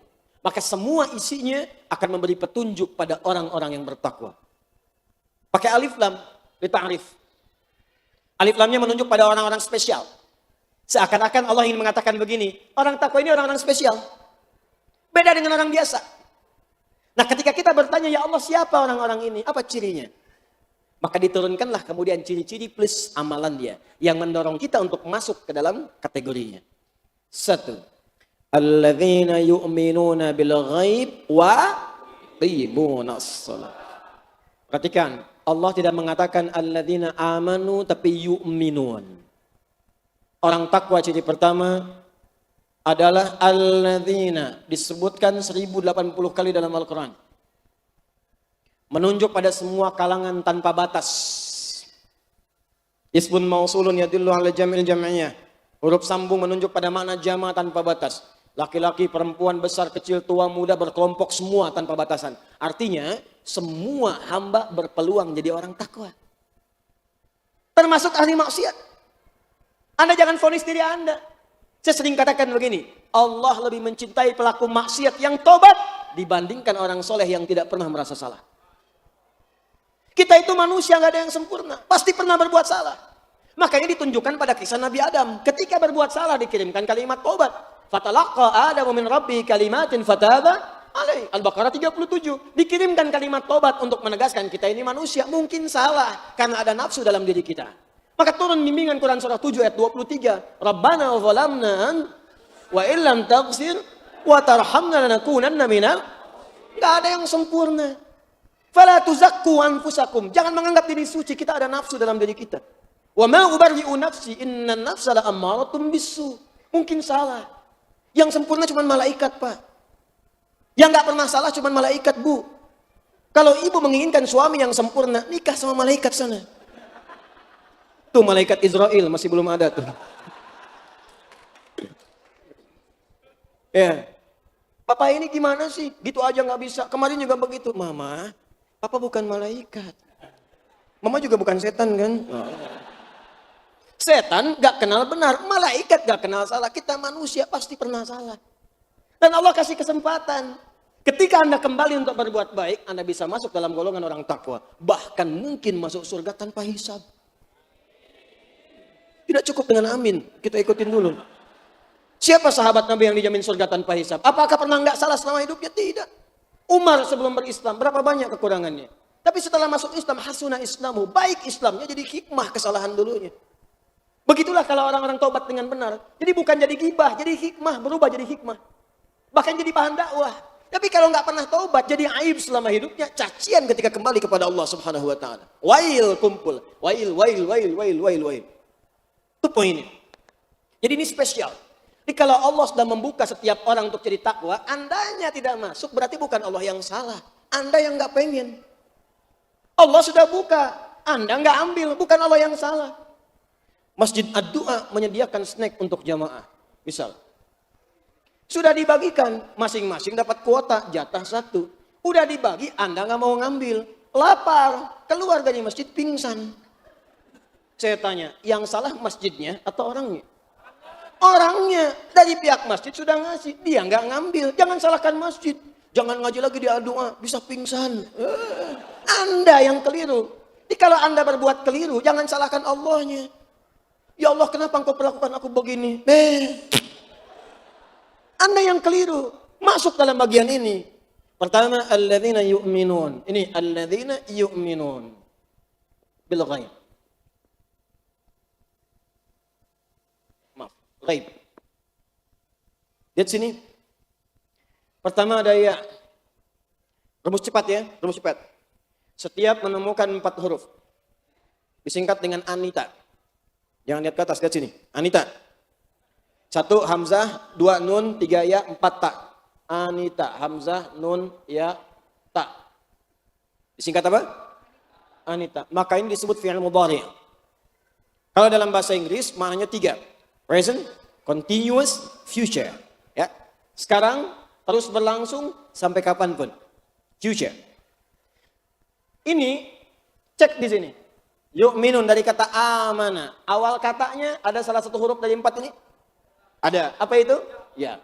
Pokoknya kalau ada hamzah, nun, ya atau ta, pasti maknanya sekarang terus sampai kapanpun. Nah orang ini, kalau ujungnya ditambah waw dan nun, menunjuk banyak. Jama banyak. Bukan 1-2 orang. Kalau jadikan perempuan, gender tambah ta di ujungnya. Mukmin laki-laki, jadikan perempuan, tambah ta, mukminah. Muslim laki-laki, jadikan perempuan muslimah. Soim laki-laki, jadikan perempuan. Kalau mau dijadikan banyak, tambah di ujungnya. Untuk gender umum, mencakup laki-laki dan perempuan. Kalau perempuan saja, tambah at. Ya, muslimin, muslimat. Mu'minun, soimun, kafirun. Itu tidak ada. Nggak ada kafirat, karena ada bahasa Arab yang cukup mencakup laki-laki perempuan saja. Makanya cukup kuliah ayuhal nggak pakai kafirat lagi. Hadirin, itu nggak ada. Cuman di Indonesia adanya hadirat. Di Arab nggak ada. Karena hadirin itu udah mencakup semua yang hadir. Nggak peduli mau laki-laki atau perempuan. Jadi nggak perlu pakai hadirat lagi, cuman di Indonesia. Ya. Secara nahu tidak salah, cuma penempatan jarang dipakai. Ya. Kembali ke sini. Dia cara mengartikannya. Syarat pertama jadi orang takwa adalah mereka. Kalau mereka berarti banyak. Ngajak kita semua tanpa kecuali. Apakah orang takwa yang di dalam masjid saja? Tidak. Anda yang di luar, di sebagian tenda, 70 tenda, sampai ke jalan. Semua diajak oleh Allah. Makanya pakai ya, dekat, menengah, jauh. Ayo semua jadi takwa. Dengan apa yang kita bisa mampu. Syarat pertama kata Allah, mereka senantiasa mengupgrade keimanannya. Bukan cuma beriman sekarang, terus kapanpun, dimanapun dia meningkatkan imannya kepada Allah, walaupun tak tampak dalam pandangannya. Gaib tak tampak dalam pandangan. Sifat Allah disebut gaib karena belum tampak sekarang dalam pandangan kita. Nanti insya Allah, ada masanya kita diperkenankan menatap Allah Subhanahu Wa Taala. Ada masanya. Itu di Quran surah 75 ayat 22-23. Dan itu lebih indah dibandingkan surga yang mungkin Allah berikan kepada kita dengan izinnya. Wujuhu yawma idzin nadhirah. Ada wajah-wajah yang berbinar gembira. Bukan karena masuk surganya. Ila rabbiha nadhirah. Karena dia bisa menatap Rabb yang sangat dirindukannya. Tak pernah dilihat saat ia berada di dunianya. Setelah itu, teruskan. Alhamdulillah syarat iman kita dapat. Tapi terus di-upgrade. Jangan sampai di masjid beriman, di rumah tidak. Di rumah beriman, di kantor tidak. Di kantor beriman, di jalan tidak. Awas, jaga iman. Orang takwa pertama, kalau Anda ingin dikatakan beriman, naik ke takwa, maka iman dijaga di setiap keadaan. Jaga setiap kondisi. Karena kata Nabi, ada orang pagi-pagi beriman, sorenya kafir. Ada orang sorenya beriman, paginya kufur. Ada orang pagi beriman, siangnya luntur. Ada orang pagi beriman, paginya udah luntur. Lihat, iman itu membimbing tubuh kita. Begitu beraktivitas, iman langsung muncul. Makanya sering saya katakan di Quran, setiap ini beraktivitas, imannya disebutkan dulu. Qul lil mu'minin, katakan pada orang-orang beriman, yaghuddu min absarihim, matanya akan dibimbing oleh imannya. Iman membimbing mata. Makanya kalau imannya di-upgrade, kemanapun dia berjalan, mata nggak akan sembarangan, Pak. Coba lihat, berapa kali Anda lihat handphone? Saya mau katakan dia upgrade imannya dalam sehari. Dan berapa kali mata kita itu berpotensi melihat yang salah di handphone itu. Kalau imannya benar-benar di-upgrade, gak akan dilihat yang salah itu dipalingkan oleh Anda. Itu baru di handphone Anda yang tiap hari bahkan muncul di saku. Anda mengaku beriman kepada Allah, pengen di-upgrade, pengen masuk golongan orang takwa. Berapa banyak video yang tidak bagus, gambar tak elok masuk dalam handphone Anda dan Anda masukkan ke dalam saku, dipakai dalam sholat. Apa gak malu Anda kepada Allah? Dan Anda pengen jadi orang takwa? Mustahil. Maka mulai dengan baik, upgrade imannya. Nah, untuk menguatkan keimanan itu butuh latihan. Latihan pertama, kalau Anda pertama ingin cari orang baik, ingat, cari orang takwa, cirinya pertama bukan sekedar beriman, bukan sekedar alladzina amanu, tapi alladzina yu'minun. Teman pertama, cari orang yang kualitas imannya senang mengupdate iman. Nih, di kampus, di rumah tangga yang sudah menikah, update imannya. Mulai melihat yang baik-baik. Mulai sekarang TV yang gak baik, udah jangan tonton. Kan mau jadi orang takwa. Ya, tayangan-tayangan gak elok, matikan. Ganti, biar turun ratingnya sekalian. Hidupkan yang baik-baik. Status di media sosial. Mulai sekarang, upload yang baik-baik. Share yang baik-baik. Setiap hari punya target, share satu ayat Al-Quran. Share satu hadis Nabi SAW. Subuh sampai zuhur, ayat Quran. Apa saja yang kita kerjakan dalam hidup. Ayat tentang jujur, ayat tentang toleransi, ayat tentang gemar untuk berbakti pada orang tua, ayat menghormati orang yang lebih dewasa, menyayangi yang kecil, hadis-hadis Nabi pasang, pahala dapat. Tinggalkan yang gak benar, jauhi, update iman. Kalau Anda menemukan orang seperti ini, maka cepat buru orang ini. Jadikan teman dalam kehidupan. Satu itu. Dua, kalau Anda menemukan yang kedua, maka yang kedua ini melebihi yang pertama. Siapa yang kedua ini? Wa yuqimunas shalah. Orang yang rajin menunaikan salat. Dua, rajin salat. Ada salat standar, ada rajin salat, beda. Kalau yang standar itu yang 5 waktu. Biasanya ungkapannya begini. Alif atau hamzah wasal, lam, shad, lam, waw, alif, ta maftuhah, begini. Lihat Quran surah kedua, Al-Baqarah ayat 238. Paling kanan sebelah atas di mushaf. Hafidhu 'alas shalawat. Ini. Jagalah oleh kalian waktu-waktu salat. Yang dimaksudkan di ayat ini khususnya salat fardu. Berapa waktu? 5. Berapa rakaat? 17. 2, 4, 4, 3, 4. Subuh 2, zuhur 4, asar 4, maghrib 3, isya 4. 5 waktu. Fokus. Ini standar. Dikala menunaikan di bawah 5, berarti di bawah standar. Ini standar. Maaf, jangankan yang pengen kaya, yang biasa-biasa pun 5 waktu juga. Jangankan yang IPK 4, IPK 2,75 pun 5 waktu juga. Jangankan yang pejabat, yang rakyat biasa pun 5 waktu juga. Jadi kalau Anda ingin masuk golongan spesial, yang dispesialkan oleh Allah, maka naikkan statusnya rajin sholat. Karena itu kalimat di Al-Baqarahnya bukan menggunakan kalimat seperti ini. Kalimatnya berubah pada bentuk yang tinggi. Alif, hamzah wasal, lam, shad, lam, waw, fathah tegak, ta marbutah. Menunjuk pada makna jamak tanpa batas. Bukan sekedar fardu, tambah dengan sunnahnya, nafilahnya, nawafilnya. Kalau Anda pengen cari teman, di kantor, maaf, di kampus, apalagi di rumah tangga, maka kriteria yang kedua, di atas orang yang ini, cari yang rajin sholat. Kalau menemukan yang rajin sholat, sudah dahsyat itu. Siapa orang-orang ini? Saat ke kantor kok dia mampir ke masjid dulu, ternyata duha dulu.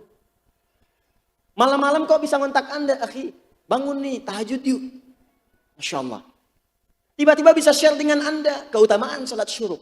Kalau Anda sudah menemukan orang-orang yang rajin salat seperti ini, maka saran dari Al-Quran, dekati orang ini. Jadikan teman. Jadikan teman. Kalau belum dapat, gabung dengan teman-teman. Jadi bagian orang takwa. Bikin kumpulan. Maka bikin kumpulan pertama misalnya tahajud, komunitas tahajud. Anda sekampus jadi teman yang baik, mengantar ke surga. Bukan cuma jadi teman akrab dunia. Bawa visi sampai menghadap Allah ke akhirat. Supaya Anda bisa katakan, ya Allah dia teman saya. Ya Allah kami tahajud bersama. Ya Allah engkau satukan kami di dunia, jangan pisahkan di akhirat ya Allah. Minta. Di keluarga juga begitu, hidupkan malamnya. Hidupkan malamnya, bangun minta sama Allah. Jadikan satu keluarga bertakwa semua, maka perhatikan nanti di akhir saya tunjukkan apa janji Al-Quran kepada orang-orang takwa ini. Jadi kalau belum menemukan yang seperti ini, Anda menjadi begitu dulu. Supaya dengan itu Anda dapatkan orang-orang yang sekufu dengan Anda insya Allah. Paham? 2.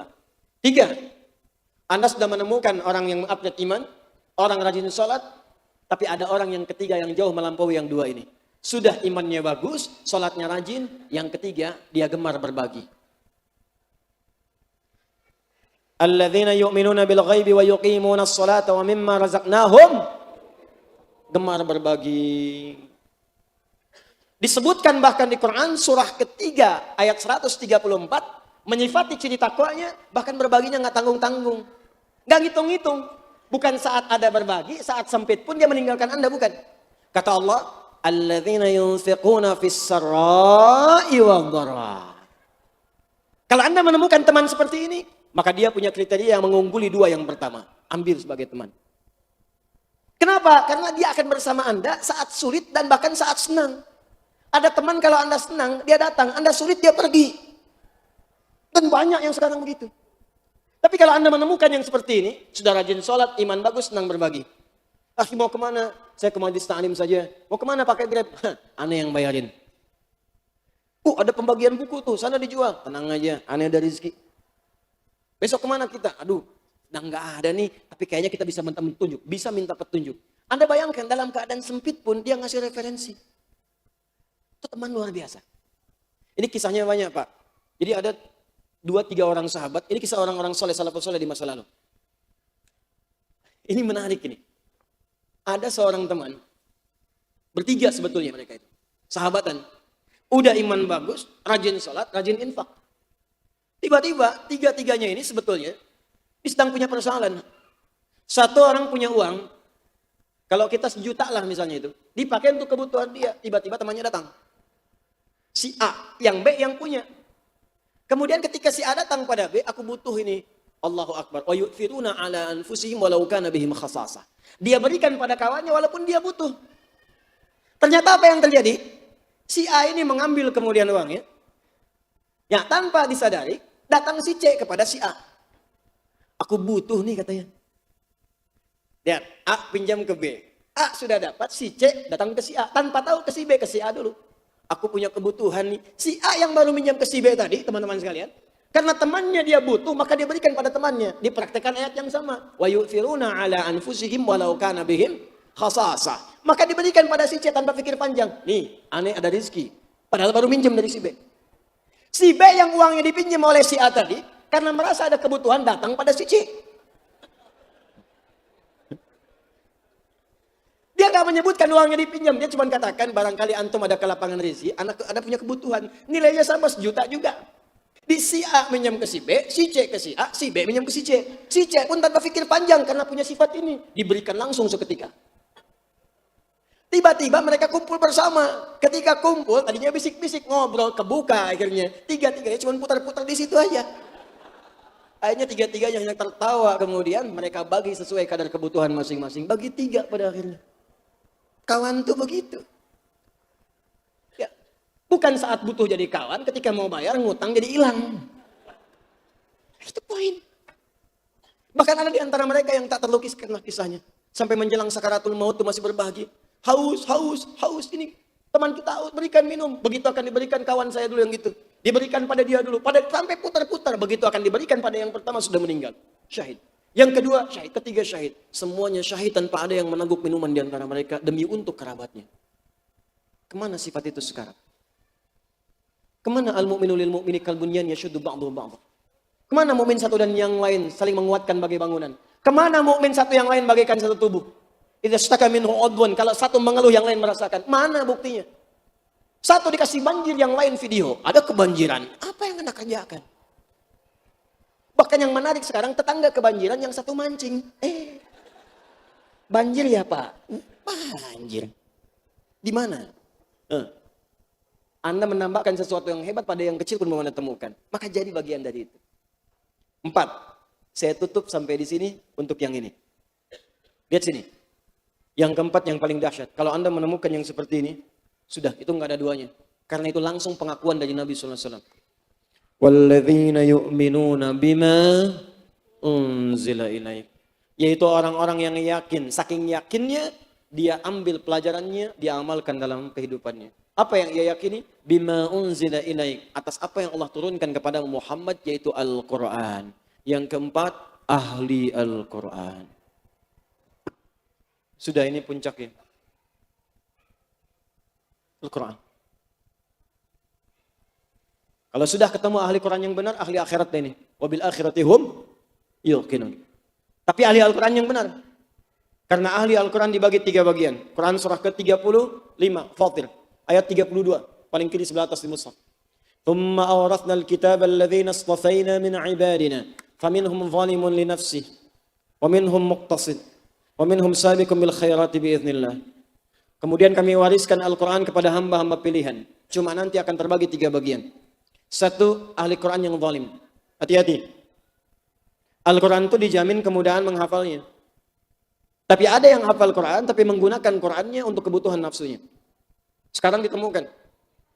Ahli Quran sengaja kemana-mana hanya untuk menjual Quran. Untuk keuntungan dunia semata.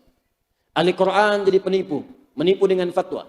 Ahli Quran jadi penipu, motong-motong ayat untuk dapat urusan dunia semata. Ini ayatnya begini, dipalingkan maknanya. Ada sekarang. Hati-hati. Semua agama sama menuju pada Tuhan yang sama, cuma caranya beda-beda. Potong ayat Quran. Seenaknya. Kalimatnya menarik, kata Allah. Ini banyak orang-orang yang kalimatnya bagus, retorik aja cantik, kalimatnya menarik. Cuman sayang dia musuh yang sangat nyata. Tadi Quran surah kedua ayat 204. Wa minan nasi may yu'jibuka qawluhu fil hayatid dunya wa yashhadullaha ala ma fi qalbihi wa huwa aladul khisam. Musuh paling bahaya. Ini kembalikan. Tapi kalau Anda menemukan ahli Quran yang benar, persaksian Nabi. Dalam hadis riwayat Al-Bukhari. Nomor hadis 4719. Imam Al-Bukhari menerima hadis ini dari Hajjaj bin Minhal. Hajjaj bin Minhal menerima hadis ini dari Syu'bah. Syu'bah menerima hadis ini dari Alqamah bin Marthad. Alqamah bin Marthad menerima hadis ini dari Sa'ad bin Ubaidah. Sa'ad bin Ubaidah menerima hadis ini dari Abu Abdurrahman As-Sulami. Abu Abdurrahman As-Sulami menerima hadis ini dari Uthman bin Affan dan Ali bin Abi Thalib karamahullahu wajhah radhiyallahu ta'ala anhuma. Keduanya menerima dari Nabi sallallahu alaihi wasallam qala khairukum man ta'allama al-Qur'ana wa 'allama. Jika ada orang baik di antara kalian, maka yang terbaik adalah ahli Quran yang mau belajar Quran dan mengamalkannya. Ada 3 jenis ahli Quran. 1, yang rajin baca. Baru qiraah, ini level pertama. Jadi kalau Anda menemukan orang sudah senang baca Quran, bahkan sulit meninggalkan mushaf, sehari baca 1 juz, naik lagi 2 juz sehari, rajin menghatamkan. Demi Allah saya katakan, kalau dia benar-benar membaca dengan sempurna, artinya benar ikhlas karena Allah, maka Quran yang dia bacakan akan merubah kepribadiannya menjadi orang baik. Kalau Anda sudah menemukan orang ini, maka dia melebihi 3 golongan pertama. Kalau orang sudah jadi ahli Quran, otomatis Pak rajin sholat, otomatis. Silahkan cek, Anda rajin baca Quran, otomatis senang sholat sunnah. Otomatis senang berbagi. Pelan-pelan akan naik itu. Silakan kalau nggak percaya. I'tikaf lagi baca Quran, ada snack, itu bisa dibagi. Otomatis. Yang kedua ahli tilawah. 1 qiraah, 2 tilawah. Ngaji, ahli ta'lim. Bahas surat ini, bahas hadis ini. Kalau Anda menemukan ahli ta'lim yang benar, ta'limnya mencari keikhlasan, ta'lim mencari kekuatan iman, ta'lim mencari wawasan ilmu, iman dan ilmu. Yarfa'illahu alladhina amanu walladhina utul ilma darajat. Jadi dia mencari keimanan pada Allah dan mencari wawasan keilmuan. Anda buru orang ini, Anda jadi orang baik. Silakan kalau nggak percaya. Makanya banyak dulu para ulama menikahkan anaknya itu dengan para ahli ta'lim. Murid-murid yang baik datang ini dan seterusnya. Ahli Quran. Yang ketiga tahfidz. Menghafal Quran. Wah sudah ini. Tapi menghafalnya benar. Cirinya apa? Penghafal Quran yang benar, maka Qurannya akan membimbing dia pada kebaikan. Lembut, sopan, jujur, objektif. cinta kedamaian, cinta kenyamanan, tapi tetap menjaga hukum-hukum Allah Subhanahu wa taala dan Rasulnya sallallahu alaihi wasallam. Jika menemukan yang seperti itu, dia orang paling hebat. Maka jadikan dia teman. Kalau belum mendapatkan, antum kumpul, berusaha mengupgrade diri jadi begini. Ini kan saya yakin nih, antum kan datang bukan dari satu tempat yang sama. Tapi dari satu tempat, mungkin bukan satu dua orang. Yang datang ke sini satu keluarga, mungkin ada. Kenapa di keluarga tidak dihidupkan Qur'annya? Bikin kurikulum, pekan pertama ini latihan baca. Selama sebulan, 2 bulan, baca Quran dulu. Sudah kenal dengan Quran, latihan murajaah. Tilawah, baru menghafal. Demi Allah saya katakan, begitu Anda masuk pada level ketiga hafalan dengan mencintai Al-Quran, akan terjadi pada perubahan kehidupan pada rumah tangga Anda. Anda sekampus teman-teman, yang kuliah di kampus, saya lihat ada anak-anak muda, teman-teman yang mungkin masih kuliah. Kenapa Anda tidak punya cita-cita sambil diwisuda, sambil khatam Al-Quran 30 juz? Kan waktunya panjang. 4 tahun itu masa yang panjang. Sekarang kami bikin metode menghafal Quran dengan santuy. Sehari cuma 1 halaman. Itu diukur-ukur paling lama 1 tahun 8 bulan. Paling lama. Lebih cepat lagi bisa 1 tahun. Anda kuliah sambil menghafal Quran paling santai. Paling selama-lamanya 2 tahun. Anda 4 tahun. 2 tahun pakai menghafal dengan santai. 2 tahun pakai tahsin. Begitu di wisuda, status Anda di wisuda sebagai ahli Al-Quran. Plus gelar dunia yang melekat pada diri Anda. Demi Allah saya katakan begitu nama Anda dipanggil. Nama Fulan bin Fulan. Sarjana ekonomi. IPK 4,00. Selama dia kuliah di kampus ini menghafal Quran, kita wisuda sebagai ahli Al-Quran yang hafal juga 30 juz. Demi Allah saya katakan, Allah akan gerakkan dan lembutkan hati orang-orang di situ yang mungkin memberikan beasiswa kepada Anda untuk meneruskan jenjang kehidupan Anda. Hidupkan. Sekarang saya sudah senang nih, banyak orang cinta dengan Quran. Bahkan mau menikah pun sekarang maharnya pengen Quran di antara syaratnya. Makanya mulai sekarang tuh yang belum nikah tuh Quran dekati. Adik namanya siapa? Saya Anas, Pak. Baca Anas. Aduh. Bagus. Kalau adik siapa? Saya Torik, Pak. Baca surat At-Torik. Baca. Adik siapa? Pucat wajahnya. Saya Muhammad Yusuf Ibrahim, Pak. Waduh. Kayaknya nggak ada harapan. Cuman inspirasinya tinggi. Hanya panggilan sehari-hari, kulhu, Pak. Ayo, ya. Boleh. Rubah diri kita. Kapan lagi kita dekat dengan Allah? Kita akan pulang. Suatu saat kita akan meninggal. Dan kita tidak tahu mungkin malam ini kita kembali atau besok lusa kita berpulang. Karena itu perbaiki diri kita, minimal baik menurut Allah Subhanahu wa taala. Saya tutup terakhir, kalau kita bisa menjadi orang takwa ini, apa jaminannya?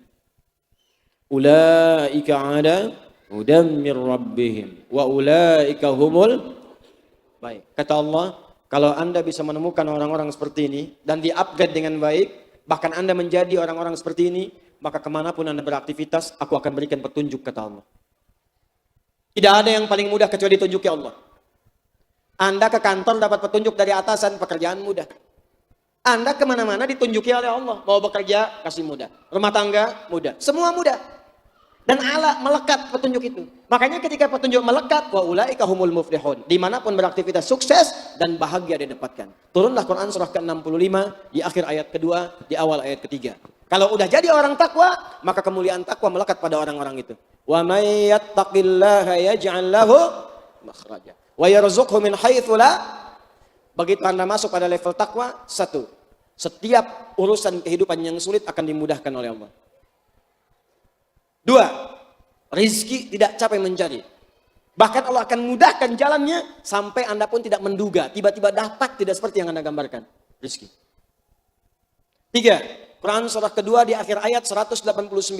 Wattaqullaha la'allakum tuflihun. Kalau Anda sudah bertakwa, tingkatkan pada Allah. Kata Allah, aku jamin. Tuflihun dari kata falah, sukses dan bahagia. Apapun yang kau kerjakan akan sukses. Apapun yang kau lakukan akan bahagia. Selanjutnya, Al-Baqarah di akhir ayat 282. Wattaqullaha wa yu'allimukumullah. Tingkatkan takwamu kepada Allah, aku bikin pintar kalian, kata Allah. Kutambahkan pengetahuan. Anda tingkatkan takwa, Allah jadikan ada peningkatan akselerasi dalam pengetahuan kita. Tuh. Jadi orang takwa mudah hidup. Orang takwa rezeki gampang.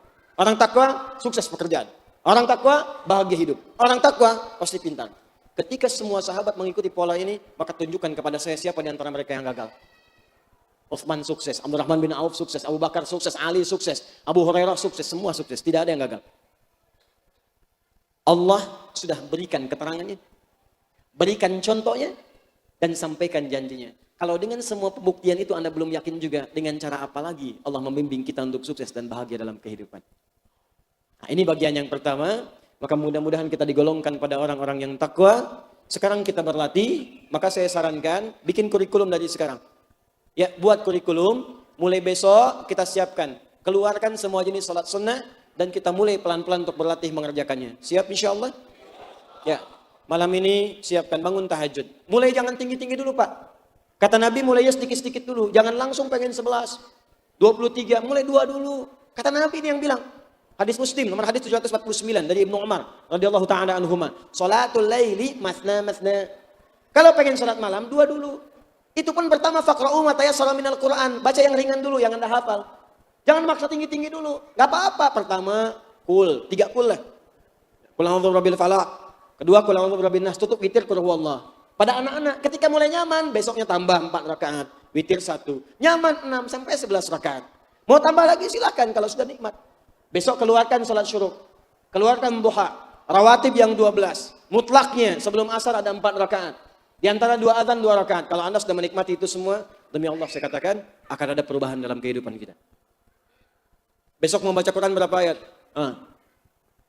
Tuh kan? Mulai dari sekarang siapkan. Mau menghafal berapa ayat? Besok mau infak berapa? Bikin anggaran walaupun cuma 100 rupiah. Masa pulsa bisa 100 ribu, akhirat nggak ada pulsanya? Siapkan pulsa akhirat Anda. Kalau punya 3.000, misal gaji 1 juta, anggarkannya walaupun cuma 1.000, bagi 30. Keluarkan setiap hari walaupun cuma 100, gak apa-apa. Yang penting bisa infak. Gak ada uang dengan pakaian, gak ada pakaian dengan makanan, bagi walaupun cuma sehirup air. Beli aqua, bagikan teman 1. Niatkan aja. Apa niatnya? Untuk mendapatkan derajat takwa si Allah Subhanahu wa taala. Itu yang dimaksudkan Quran surah kelima ayat 35. Ya ayyuhalladzina amanu taqullaha wabtaghu ilaihil wasilah. Hai orang-orang beriman, tingkatkan takwamu kepada Allah dan cari wasilah dengan takwa itu untuk mewujudkan mimpi yang kau harapkan itu. Ini yang coba kita sampaikan. Izin saya menyampaikan pengumuman. Yang pertama, materi ini baru 1/3 yang kita bahas. Karena kita baru bahas teman yang baik. Kalau nggak tahu yang tidak baiknya, bagaimana menghindarinya? Masih ada 2 kriteria teman lagi. Yang satu langsung disebut oleh Al-Quran, teman yang tidak bisa kita jadikan sebagai teman karena tidak baik. Yang kedua, ini teman yang berbahaya. Saking bahayanya, kita nggak bisa petakan secara kasat mata apakah ini orang baik atau bukan. Tapi Allah berikan ciri-cirinya supaya kita waspada dalam kehidupan. Maka insya Allah, 2 teman ini mudah-mudahan kita bisa bahas dalam kesempatan yang lain. Di lain waktu yang berbeda. Yang dengan izin Allah diberikan kesempatan kita untuk mendalami, memahami dan mengamalkannya dengan izin Allah Subhanahu wa taala. Kedua, ini waktunya barangkali sudah terlampau juga malam, mau jam 9 dan tidak semua yang dari kita ini datang dari dekat. Saya kadang dikabari ada yang naik motor 2 jam ke sini. Ada yang dari daerah yang cukup jauh juga. Jadi mungkin bagi Anda yang dekat pengen sampai jam 11 silahkan. Mau sampai subuh di sini juga tidak ada masalah. Ya, tapi yang harus pulang sampai ke jauh-jauh itu, kadang-kadang suami istri boncengan, bapak ibu usia 50 tahun menempuh jalan untuk ke sini 2 jam di perjalanan dengan motor bahkan. Saya bermohon pada Allah semoga dimuliakan dunia akhiratnya insyaallah. Kemudian ini teman-teman yang kirim pertanyaan, insyaallah di sela-sela senggang saya akan jawab. Nanti Anda bisa lihat di YouTube-nya, Adi Hidayat Official, insyaallah di sela-sela kami jawab. Atau di sesi nanti ta'lim yang lain, ini kami akan masukkan dalam sesi untuk bisa disampaikan jawabannya. Yang ketiga, Anda nanti yang belum masuk dalam sistem untuk jadi ahli Quran, yang kemarin secara langsung sudah kami sampaikan, bulan ini akan dibuka kelas pertama dari 18 sesi pertemuan. Sekolah usahakan ahli Quran, WAHA. Itu nanti akan dibuka, akan mulai. Bagi yang belum masuk, nanti insya Allah ada kuota 2.500 untuk yang online. Ini masih kami siapkan, kami simpan. Ini nanti tidak harus datang ke Bekasi, Anda nanti bisa tersambung di Lampung, di mana itu bisa masuk dari situ. Supaya tidak harus memiliki kos yang tinggi untuk belajar. Yang ketiga, ini saya sampaikan di Bekasi kemarin. Waktunya cuma sebulan lagi. Saya sampaikan pada Anda, harusnya hari ini, cuman mungkin admin kami masih agak sibuk, mungkin Senin baru disampaikan. Saya akan membuka pendaftaran, kurang lebih 30 orang. Untuk jadi imam khusus saat Ramadan. Sebagian saya akan sebar di wilayah Indonesia, sebagian saya kirim ke luar negeri. Dan biaya akan kami cover selama bertugas selama Ramadan. Syarat pertama laki-laki. Afwan yang akhwatnya, nanti mungkin ada peluang lain. Yang kedua, usia dari 23 sampai 45 tahun. 23 tahun sampai 45. 3, hafal Quran 30 juz mutqin. Jadi imam nggak boleh nyontek. Hafal 30 juz. Jelas? Nanti Senin dibuka, bagi yang merasa masuk kategori ini, kriteria ini, Anda bisa langsung daftar, nanti akan dipanggil di tes di Bekasi. Nanti insya Allah saya nggak buka dulu negaranya mana. Selama Ramadan nanti saya kirim. Ya, mungkin Anda dapat pengalaman di luar juga selama sebulan. Anda nanti di sana jadi imam, digaji juga. Kalau ada keluarga-keluarga kami tanggung selama sebulan untuk keperluannya supaya Anda tenang untuk bisa memimpin nanti ibadah-ibadah selama Ramadan. 1. 2, PKU, program Kadar Ulama, itu nanti akan diupdate di hari yang sama Senin dengan izin Allah. Dan yang masuk dalam kategori ini, saya sedang jajaki, insya Allah 15 orang akan dikirim pendidikan da'i. Ada da'i nanti khusus untuk yang ke Sudan. Al-Azhar Sudan 15 orang. Ya, nanti kami akan siapkan. Ini rentang usianya tidak harus jadi mahasiswa. Ya, ini kan jadi da'i, jadi imam. Jadi Anda boleh ikut saja. Syaratnya nanti kami akan update, nanti Anda ikuti. Kalau Anda masuk kategori, Anda bisa belajar. Terakhir, saya sedang buka komunikasi. Mudah-mudahan Allah mudahkan. Nanti kami akan jalin komunikasi untuk beasiswa. Ya, alhamdulillah dari Mesir sudah, Al-Azhar. Dari Sudan sudah, Turki sudah, Jordan sudah. Nah, sekarang insya Allah akan diupdate nanti masuk ke Saudi Arabia. Mudah-mudahan nanti dapat dari Ummul Qura, dari Jamiah Islamiyah. Kalau sudah ada, kita akan buka nanti. Anda boleh ikut tes. Mudah-mudahan kalau lulus tahun ini juga bisa berangkat. Saya buka seluas-luasnya supaya semua punya kesempatan yang sama insya Allah. Ya, semoga Allah rahmati kita semua, sayangi kita, dan semoga kita dipertemukan oleh Allah di akhirat nanti dengan pertemuan yang lebih baik lagi. Allahumma taqabbal minna innaka antas samiul alim wa tub alaina innaka antat tawwabur rahim. Rabbana atina fid dunya hasanah wa fil akhirati hasanah wa qina adzaban nar. Subhanakallahumma wa bihamdika asyhadu an la ilaha illa anta astaghfiruka wa natubu ilaik wa akhiru da'wana alhamdulillahi rabbil alamin. Thumma assalamu alaikum warahmatullahi wabarakatuh.